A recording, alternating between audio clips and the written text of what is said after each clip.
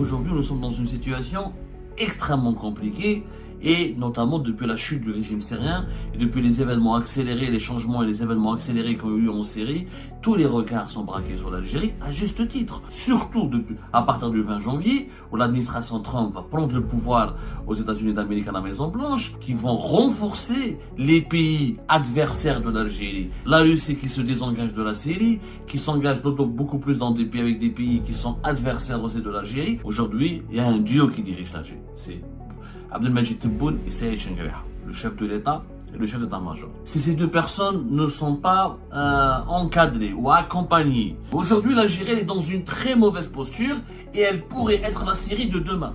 Nous risquons le scénario syrien. Les familles de militaires algériens commencent à veulent saisir les instances de l'ONU parce qu'ils considèrent comme leurs proches sont des prisonniers politiques. C'est très dangereux. On dit que l'Algérie n'a pas de problème d'unité nationale. Vous vous trompez.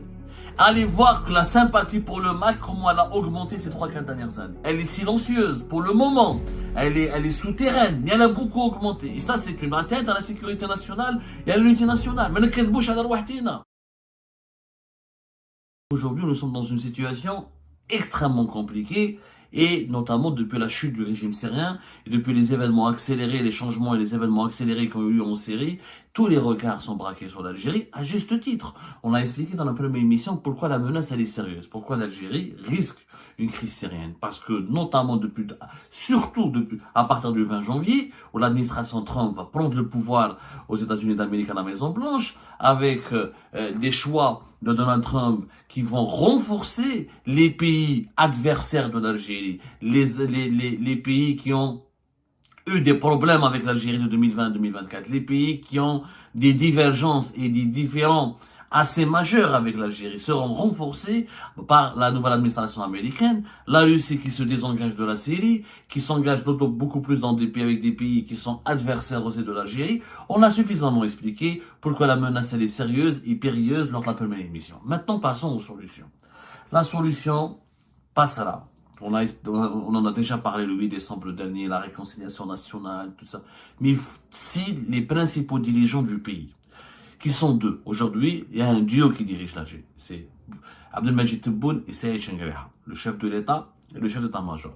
Si ces deux personnes ne sont pas sensibilisées, ne sont pas interpellées, si ces deux personnes ne sont pas alertées, si ces deux personnes ne sont pas encadrées ou accompagnées dans cet effort nécessaire pour comprendre la dangerosité ou là les dangers qui guettent l'Algérie, on ne pourra pas sortir de cette impasse dans laquelle nous nous retrouvons et on risque de subir des conséquences directes du conflit ou de la situation en Syrie. La Russie a complètement raison lorsqu'elle a dit que les rebondissements ou les conséquences pour la région entière n'ont pas été encore mesurées. On ne mesure pas encore pour le moment l'ensemble des conséquences que ce changement brutal va produire dans toute la région. Maintenant, qu'est-ce que moi j'appelle un comité de sages? Pourquoi je vais parler aujourd'hui d'un comité de sages? Je pense que Abdelmadjid Tebboune et Saïd Chengerha seront sensibles, ne seront pas sensibles aux messages ou aux paroles des opposants ou des journalistes indépendants comme Abdou Sammar. De toute façon, ils ne nous aiment pas. Peut-être qu'ils vont jamais nous aimer. Et vous savez, en Algérie, nous sommes très épidermiques. On est dans un pays où l'émotion prime toujours sur la raison. Quand on n'aime pas quelqu'un, on va jamais l'entendre. Même s'il dit la vérité absolue, même s'il ramène la science infuse, on va pas l'écouter juste parce qu'on ne l'aime pas. Donc, pour composer avec les réalités psychologiques. Parce que le pouvoir, le pouvoir politique, ce n'est pas uniquement une réalité politique, économique et diplomatique. C'est aussi des réalités psychologiques, des réalités émotionnelles et des réalités affectives. Au regard de l'affectif, de la dimension émotionnelle des dirigeants actuels du pays, je pense que Tebboune et Saïd Chengerha ne seront sensibles qu'à l'appel, qu'aux discussions, qu'aux paroles de personnalités nationales qui ont autant d'influence qu'eux par le passé, sur les centres de décision de l'État. Je m'explique. On a un certain nombre de personnalités qui sont des anciens présidents, des anciens généraux, des anciens premiers ministres, des anciens ministres, des gens qui ont de l'expérience, qui ont servi l'État, qui ont servi le pays, qui ont occupé des fonctions suprêmes au plus haut sommet de l'État, ces gens-là doivent absolument se fédérer aujourd'hui et créer un comité de sages. Je parle un comité de sages, c'est une instance consultative qui interpelle les dirigeants de l'État, les dirigeants officiels de l'État, qui les invite à réfléchir sur tel ou tel problème et qui leur propose éventuellement des solutions à tel et tel problème. Pour moi, ce comité de sages, c'est qui? C'est l'ancien président de la République, Yamin Zerouel, l'ancien premier ministre, Ali Benflis, l'ancien chef du gouvernement, Ahmed Ben Beitour, l'ancien patron de DRS, général Toufir, d'anciens militaires, comme le général Toueti, général-major Toueti. La liste peut être longue, et je peux vous donner une liste qui est longue, mais c'est des généraux, c'est des officiers, c'est à la fois des militaires et des civils qui, ont occupé pendant des périodes sensibles de l'histoire de l'Algérie des fonctions assez importantes. Des fonctions assez importantes, ou là au niveau de certains corps sécuritaires, ou là de certains corps militaires, ou là au niveau ou à la tête de certaines institutions civiles de l'État. Il est important pour moi que ces gens-là se manifestent. Ils sont âgés, pour certains, ils sont 85 ans, 83 ans, mais qui m'a Mouloud Hamrouch, ancien chef du gouvernement, qui m'a un certain nombre de Louisa Hannoun, qui a beaucoup pesé, qui a joué un rôle important durant les 30 dernières années, des personnalités qui vivent en Algérie, qui ne sont pas exilées, qui n'ont pas des positions forcément hostiles à Tebboune et Chengueleha, qui ne sont pas déclarés comme étant des opposants, et qui, pour la majorité de ces personnalités, d'ailleurs, ont observé le silence, ou là, observent le silence. Quelqu'un qui m'a Mouloud Hamrouch, par exemple, ne parle plus. Par exemple, quelqu'un comme Yamin Zerouel ne parle pas qu'à quelques rares occasions. Ces gens-là, je peux les qualifier de sages. Pourquoi ils sont sages? Parce que d'abord, ils ont l'expérience, la maturité, c'est des patriotes. On peut ne pas être d'accord avec leurs choix politiques, on peut ne pas les aimer, on peut ne pas les apprécier, on peut ne pas être, on peut les critiquer. Ils ont commis quelques bêtises à un moment donné, mais durant leur carrière, c'est Ahmed Ghazali aussi, je l'inclus dans cette liste. Durant toute leur carrière, aujourd'hui la majorité de ces sages sont âgés entre 75 ans et 85 ans. Durant toute leur vie, ils ont servi le pays. Ils ont été là pour l'Algérie.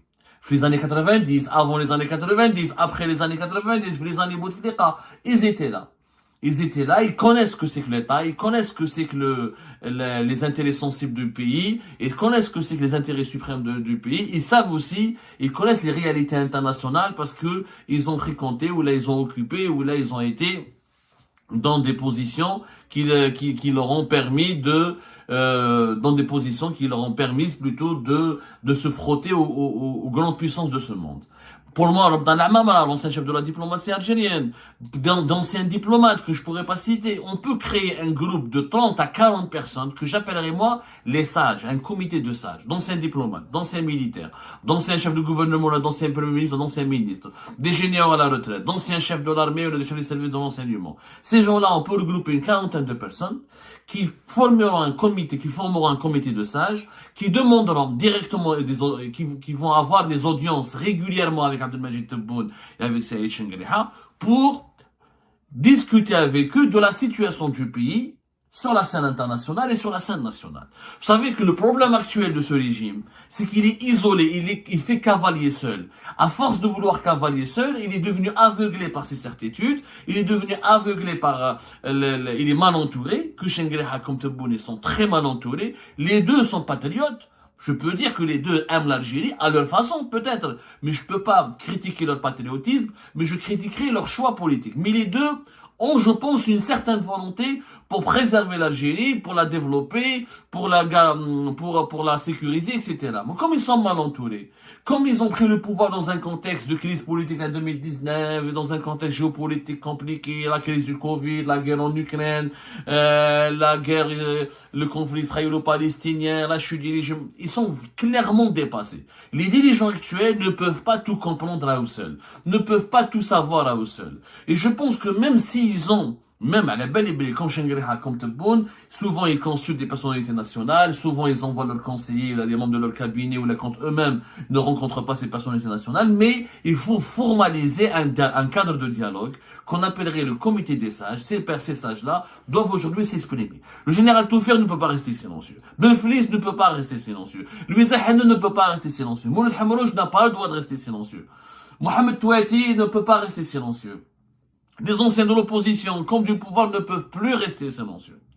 Il faut un moment maintenant que tout le monde s'exprime et que tout le monde aille voir Tebboune et Shengriha pour leur dire, écoutez, votre politique, les intentions sont peut-être bonnes, sont certainement bonnes, mais le mode d'emploi est très mauvais. Aujourd'hui, l'Algérie est dans une très mauvaise posture et elle pourrait être la Syrie de demain.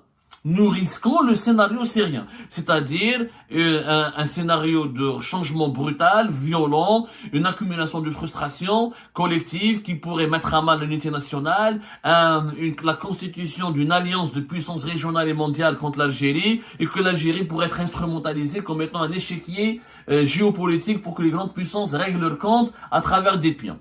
Le risque, il est là. Sur le plan économique, sur le plan diplomatique, sur le plan géopolitique, sur le plan du voisinage, il y a un risque extrêmement fort. On l'a expliqué, je l'ai dit, revoyez les 3 émissions précédentes. Il y a, à cause du fonctionnement profondément sécuritocrate et dictatorial, il y a à cause des choix géopolitiques antisionistes et très anti-occidentales et très belliqueuses, les positions très belliqueuses du régime algérien et ses problèmes avec ses voisins qui sont soutenus par des puissances beaucoup plus importantes et des puissances beaucoup plus fortes que les pays qui essaient de nous soutenir nous dans nos querelles géopolitiques. Aujourd'hui, l'Algérie est exposée. Pour éviter la crise syrienne, il faut absolument que le régime actuel arrête d'être totalitaire, arrête d'être dictatorial, arrête d'opprimer ses opposants, arrête de faire cavalier seul. Il doit absolument revoir sa doctrine diplomatique et économique. اليوم يا جماعة en Algérie, نقولها لكم, il y a un réservoir de frustration, un réservoir de sentiments d'injustice, un réservoir de sentiments de persécution, un réservoir de vengeance. Quand on a 155 militaires emprisonnés, je viens l'information qui vient de sortir que des familles de militaires algériens veulent saisir les instances de l'ONU parce qu'ils considèrent que leurs proches sont des prisonniers politiques, c'est très dangereux. Quand nous avons des dizaines, tout un gouvernement, presque 20 ministres et anciens premiers ministres en prison, c'est dangereux. Il y a des dérives très dangereuses, l'unité nationale. Il y en a, c'est des opposants en Algérie, on leur a enlevé leurs enfants. Il y a des opposants, on les a mis en prison, on les a persécutés, on a brisé leur famille, on a interdit leurs médias, on a interdit leurs activités économiques. Il y a des prisonniers, mais par exemple, les généraux, les colonels et les généraux qui sont en prison, leurs femmes, leurs enfants ne peuvent même pas se soigner à l'hôpital militaire de Ain Nadja, ne peuvent même pas aller à l'étranger travailler, ne peuvent même pas aller à l'étranger étudier, ne peuvent même pas créer une entreprise. Il y a eu une persécution terrible qui a été menée, et cette persécution a affaibli l'unité nationale. Pourquoi? Parce qu'elle crée un réservoir de frustration. On est en train de fabriquer les subversifs. Le régime algérien actuel parle d'éléments subversifs, de mouvements subversifs. Les mouvements subversifs sont alimentés par la politique interne, par sa dictature, par ce trop-plein de dictature. On dit que l'Algérie n'a pas de problème d'unité nationale. Vous vous trompez. Allez voir que la sympathie pour le MAC, comment elle a augmenté ces 3-4 dernières années. C'est un sujet tabou, mais moi je suis réputé pour briser les tabous. Moi, je suis pas là pour plaire. Moi, je suis pas là pour que vous m'aimiez ou là pour vous cliquiez moi, je suis là pour vous dire la vérité. Le sentiment séparatiste en Algérie, il est en forte augmentation. Pour une raison simple. On a absolument créé un amalgame dangereux entre tout ce qui est Kabyle et tout ce qui est MAC. Combien de Kabyles ont été interpellés dans les aéroports algériens juste parce qu'ils sont Kabyles, parce qu'ils sont suspectés d'avoir des liens avec le MAC, parce qu'ils ont un voisin ou un parent ou un cousin qui fait partie du MAC ou qui a des opinions pour le MAC. Combien de Kabyles a été emmerdé, placé sous ISTN, sous interdiction de sortie du territoire national, harcelé, questionné, jugé juste pour des liens supposés et qui sont peut-être même virtuels. Il y a des Kabyles juste parce qu'ils sont amis ou ils sont abonnés à la page de Farhat Mhenni ou là un compte ou là des personnalités du MAC, on les a considérés comme étant du MAC. Donc quelqu'un qui est abonné par exemple à une chaîne YouTube, t'as Zetot parce qu'il fait partie de la chaîne. C'est pas normal. la sympathie pour le MAC en Kabylie, elle a beaucoup augmenté. Elle est silencieuse pour le moment. Elle est souterraine, mais elle a beaucoup augmenté. Et ça, c'est une atteinte à la sécurité nationale et à l'unité nationale. Mais les populations du Sud, allez voir les frustrations. Fi Timiaouine, fi Tigentourin, fi Adrar, fi Bourj-Belgi Mokhtar, par rapport à ce qui leur est arrivé lors de l'épidémie de la malaria, où les aides médicales ont été acheminées en retard, où les infrastructures locales sont encore sous-développées. Allez voir la frustration des Touaregs algériens, qui subissent directement les conséquences du conflit au Sahel, et qui ne se sentent pas bien défendus par l'Algérie, ni correctement ni les régions locales ne se développent comme il se doit, ni des projets importants, etc. Allez voir la frustration des jeunes de Ouargla. Attention, oui, nous, on aime tous l'Algérie, mais la menace, elle est sérieuse. Quand on crée trop de frustration, à force de persécuter, à force de mettre les gens en prison, à force d'imposer la dictature, d'imposer l'état policier, à force de menacer, d'intimider, eh ben, le tissu national, il est menacé.